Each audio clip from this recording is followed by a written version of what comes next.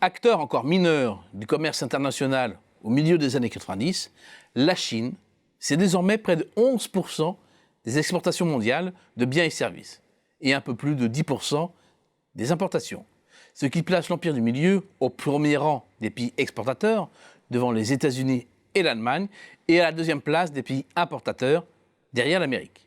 Et encore, cette ascension même fulgurante de la Chine dans le commerce mondial rend insuffisamment compte de son réel rôle de plaque tournante.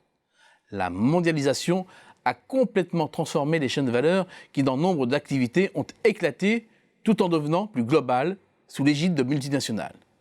Il s'agit de mieux tirer parti des écarts de coûts de main-d'œuvre, de la disponibilité du capital, de la technologie, de la proximité de nouveaux marchés en fort développement. Les théories du commerce international ont même parlé de commerce des tâches, pour évoquer la fragmentation des chaînes de valeur entre différentes zones économiques spécialisées sur certains maillons. La Chine est devenue la figure emblématique de cette transformation majeure. La part de la valeur ajoutée chinoise dans la demande finale mondiale de produits manufacturés en donne une parfaite illustration. Elle est passée en 10 ans seulement de 9 à près de 25%. Cela place l'économie chinoise largement en tête du classement mondial, loin devant les États-Unis, le Japon et l'Allemagne qui complètent le podium. On comprend mieux ainsi les craintes de répercussions du coronavirus.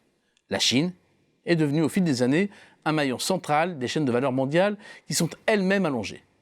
C'était loin d'être le cas en 2002-2003 quand le pays était frappé par l'épidémie de SRAS. En resserrant cette vision panoramique, l'intégration de la Chine apparaît tout particulièrement élevée dans le textile, cuir, habillement, où la part de la valeur ajoutée du Made in China dans la demande finale mondiale monte à près de 40%. Mais c'est aussi le cas dans la sidérurgie et la métallurgie, plus de 29%. Dans le secteur des machines et équipements, 28%. Jusqu'à encore près de 24% dans la chimie et les produits minéraux non métalliques qui complètent le top 5.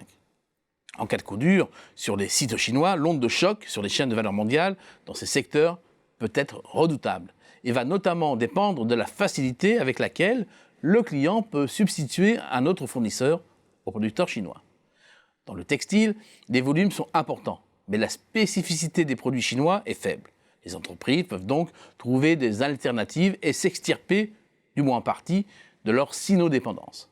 En revanche, ce n'est pas le cas dans la sidérurgie, où la moitié des capacités de production mondiales sont en Chine, ou encore dans l'informatique et l'électronique. À l'intérieur même des secteurs, il faut parfois affiner l'analyse.